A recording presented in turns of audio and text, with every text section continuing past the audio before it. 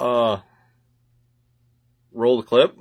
It's not Kirk Cousins' fault today. Kirk stands are going to be obnoxious about this because he did give us a chance to win the game by getting us down into field goal range. So, did not understand the assignment. See me after class.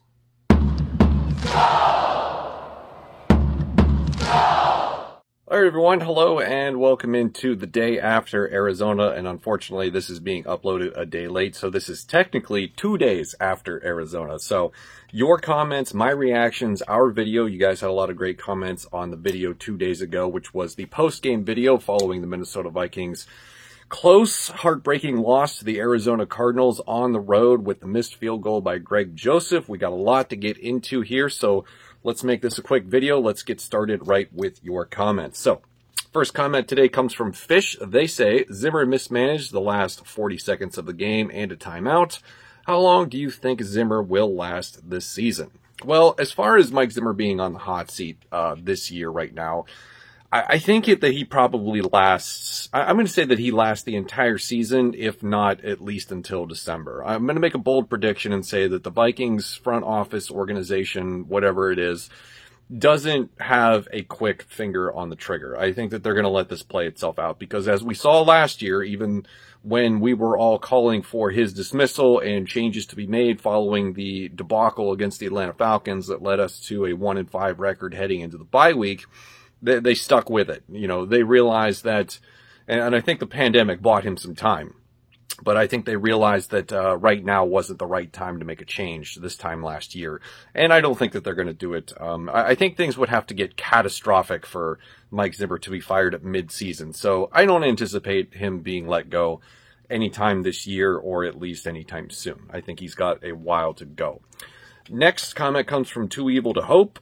They asked, do you think that letting Spielman off the hook because of a few hits on skill position players is the root of the problem? And this is referring to his hit rate on the NFL draft, getting Justin Jefferson, Irv Smith, Dalvin Cook. There's a lot of swings and misses in there. And in fact, Mike Remmer at PFF pointed out that in this past game that nobody from the 11-player draft class that we had for 2021 played a single snap for the Minnesota Vikings against the Cardinals this week. And that's that's kind of a yikes.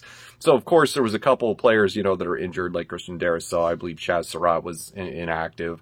That is what it is. But with the prime selections that they made, and any of the selections that they made, really, I mean, we could even go back a year further. Jeff Gladney's no longer with the team. Cam Dantzler was inactive just because he can't play special teams.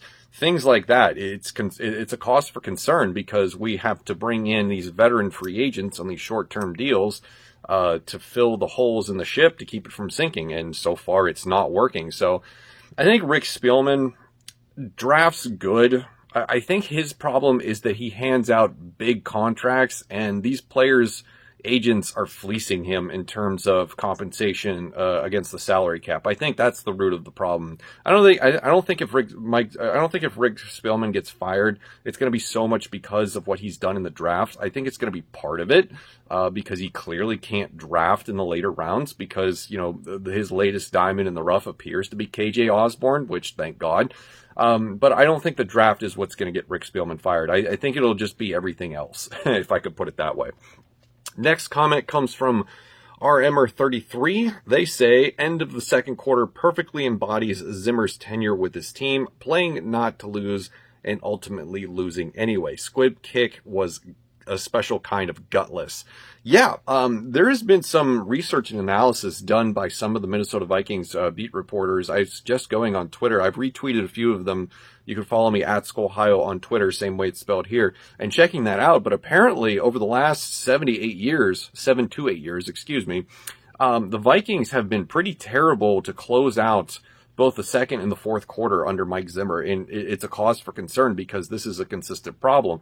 The squib kick made no fucking sense whatsoever. I understand his explanation when he was talking to the media was to try to, wind some seconds off of the clock, but you've got to know who you're playing against, and you've got to know your scouting report says that Matt Prater is capable of hitting field goals from long distances. And, basically with a squib kick, you set them up. You're like, okay, we can play for a field goal now.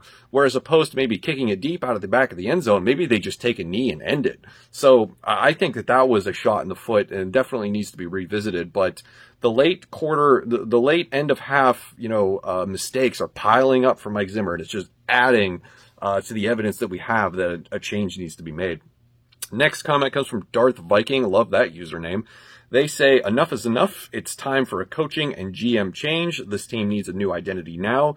What we have been doing doesn't work. Listen, preaching to the choir. Last year, I did a video after the Atlanta Falcons game heading into the bye week called Fire Mike Zimmer, and it did pretty well. So if you haven't seen that, click through to the channel, go to the playlist, and under the Minnesota Vikings 2020 season playlist, that video exists. You can go check that out. Basically, I would make the same case that I made a year ago today. Being a defensive-minded head coach is not going to win you a Super Bowl in this modern era of the NFL, where basically the rules have been rewritten that doesn't really allow you to play defense at an elite level anymore. I mean, you see it from time to time, but for the most part, being a top 10 defense isn't all that special anymore. I mean, we've had top 10 defenses for every year except 2 under the Mike Zimmer regime, and what has it got us? I mean, I think that the right approach to winning in the NFL, and this is just me speculating, I'm not a general manager, I'm not a head coach, I haven't been in the game. From my chair here, from an outsider's perspective, the way to win in the NFL now is to heavily rely on offense and then have a defense that's good enough. A bend but don't break, if you will. I mean, if you have a bottom 10 defense, you're probably not going places, and you have some rebuilding to do. But if you have like a top 20, top 15 defense, I think you're okay if you can get your offense motivated. And the problem is that we just spend too many resources this offseason on the defense, and everything is a roller coaster with this team. So believe me, I say fire Mike Zimmer. I've been saying it for a year. I've had positive things to say about Mike Zimmer, that I believe that he does have what it takes to win a Super Bowl. I don't think he has what it takes to win a Super Bowl in this town, in Minnesota. I think that his philosophies conflict with Rick Spielman's philosophies, and that is the problem. There's a different idea of how the personnel should be managed on this team, what personnel should be available, and that's what's causing all of these issues. If Mike Zimmer had more autonomy over the roster, I think we'd see a big-time different product. But the problem is that Rick Spielman hands out big contracts, and, some of those are loyal contracts, like, to reward guys like Adam Thielen and Harrison Smith, and I'm thankful that they do that. But at the same time, from a business perspective, when the goal is to win a Super Bowl, probably can't do that, to aging veterans. So we'll have to see what it is. I was against the Dalvin Cook contract when he was resigned to his extension, but I'll take the L on that one, because that one looks like it's actually, sort of favorable towards the team. But at the same time, I don't think you should be spending that kind of money on a running back. They're a dime a dozen. Dalvin Cook is a special, a very special player, but I don't know. I don't see it. But anyway, that's a long rant for that one. Next comment comes from Doug Spry. 40 seconds left, 1 timeout, and they don't try to get more yards. So this is some more criticism for the end of the game, when they had the opportunity to push the ball down the field further, or maybe, take a shot at the end zone. They had a timeout available. Instead, that they just wind down the clock and settle for the 37-yard field goal that Greg Joseph inevitably misses. The reason I picked this comment is because I believe a counter argument exists to Mike Zimmer's approach. Mike Zimmer's approach there was very old school, right? That is something that coaches would do in the late 90s, early 2000s, pre-2015, let's call it. And, there's some overlap in our criticisms with Mike Zimmer based on that, go figure. But, the counter argument to, not taking a shot down the field or not trying to get extra yards, can be found in the previous game against the Bengals, when they tried to do that and Dalvin Cook fumbled. So I think that they had PTSD from that incident, because it was fresh in their minds. They're like, okay, let's not risk a turnover, because a turnover ends the game. Let's at least give Greg Joseph the opportunity to win the game. And in their minds, or at least in Mike Zimmer's mind, that was the safer approach. But playing safe doesn't always win you football games. And then you could also look at the Monday night game, or the Sunday night game that happened later that day between the Chiefs and the Ravens, and Clyde Edwards-Helaire fumbled, and that basically sealed the deal for the Ravens. it's hard to speculate. You can't predict turnovers. They happen, but once they happen, you start to get gun shy. And I think was what the case was there for Mike Zimmer at the end of that game against the Cardinals. Next comment comes from Drew Powell. What happened to Zimmer's retooled defense? Long story short, it sucks. The defensive line, as much as we've been touting it, hasn't been good. And you look at some of the statistics from this tweet here on the screen. What has Dalvin Tomlinson done since he's been here? I've seen Michael Pierce have flashes of brilliance. Danielle Hunter had 4 sacks in 2 games. But DJ Wanham hasn't played great. What was Stephen Weatherly hasn't played. I got interrupted by a thing here. Stephen Weatherly hasn't played great. I just don't know. But the corners suck. Patrick Peterson, Bashad Breeland has been burned. Xavier Woods and Harrison Smith are playing good, but as we saw last year, they can only do so much to help out. And then, Kendricks, thank God he was available for Sunday's game. Otherwise it could have been a lot worse. But yeah, the retooled defense stinks. It's not good. And I don't think it's going to get better because they played about as well as they could against the Cardinals to give the team a chance to win, but they've given up 60 some points so far in 2 games and a ton of yards, and it's not great. It's not great. So we'll see how it goes from here on out, but they have a lot of tough games coming up. So they're going to get burned next week against DK Metcalf and Tyler Lockett, I'm willing to bet. Next comment comes from Evan Downs. What an entertaining game to watch. If that's not what it's about, I don't know what is. So, glass half full approach. Yes, much better game than the Bengals game. Definitely more watchable. Last season, I remember the worst games that we had to suffer through, like the Jaguars game, the Panthers game. It was just ugly football. I would rather see them firing on all cylinders, and get involved in a shootout and put points on the board and throw darts down the field than, the dink and dunk and hand off every other play that, we typically see sometimes with the Vikings when they're just having a bad day on offense. So at least it was entertaining. Every time you get to watch Kyler Murray do his thing, he's a special player. It's hard to contain him. You can only hope to. So yeah, I'd rather see an entertaining loss than an ugly win. Well, no, I take that back. I would rather see a win no matter what. If it was the worst game in the world and it was punts and punts and punts and punts and we won 3-0 on a field goal, yeah, I'll sign up for a win anyway it comes. Next comment comes from BLK Yank 1. They say the team needs to be sold to a Minnesota owner who's going to take a more active role in guiding the franchise.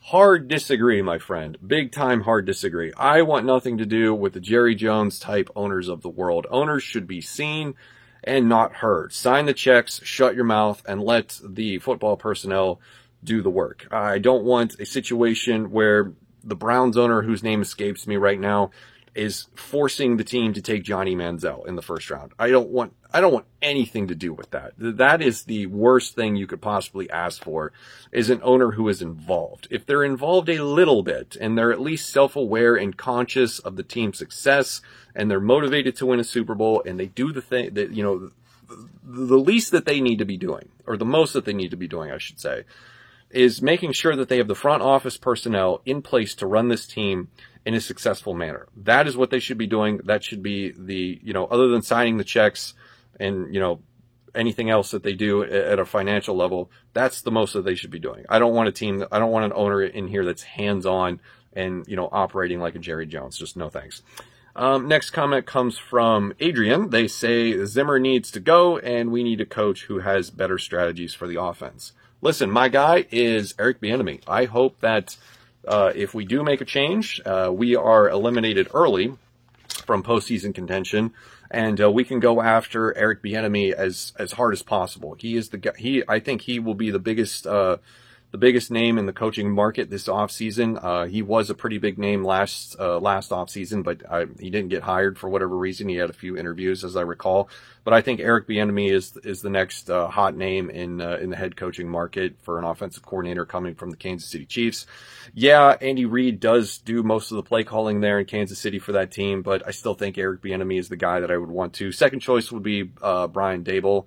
I believe he's still in Buffalo. If that reminds me, I'm glad we missed out on Arthur Smith. He's not doing well with the Falcons, but that may be more personnel related than anything. But yeah, Eric Bieniemy is the guy that I want going forward. Next comment comes from Cesar Augustus. Do the Vikings accept their fate and tank if we're at least 3-3 at the bye?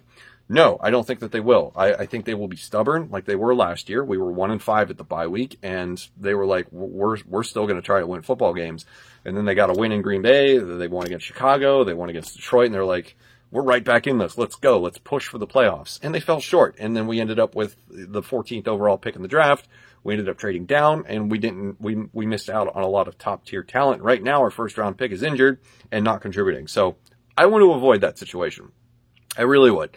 But I think that they're going to be stubborn. There's going to be a war that erupts between the head coach, the general manager, and everybody else because they're going to be in survival mode in terms of keeping their job. So it wouldn't surprise me if one or the other, starts throwing the other guy under the bus.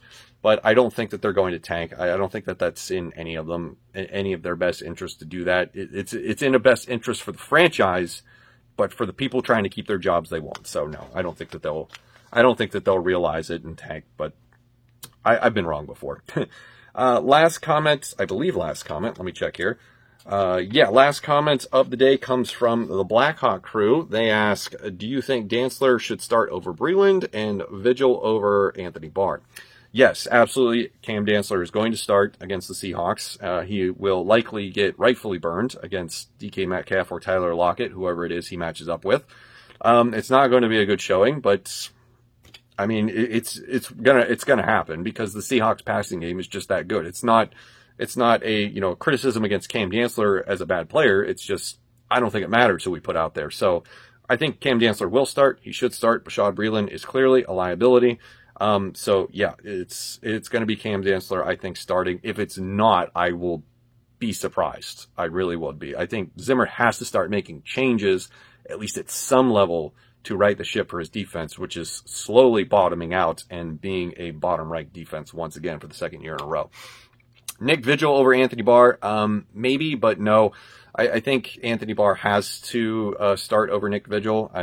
Nick Vigil's been a great acquisition for this team, and he's played well the first 2 weeks. He's had some misses when it comes to tackles in the gaps, but I think Nick Vigil should get more playing time. I think once Anthony Barr is healthy, they'll probably use less nickel-based defense and just have 3 linebackers on the field because those guys are capable of covering wide receivers. So that's where I'll leave it.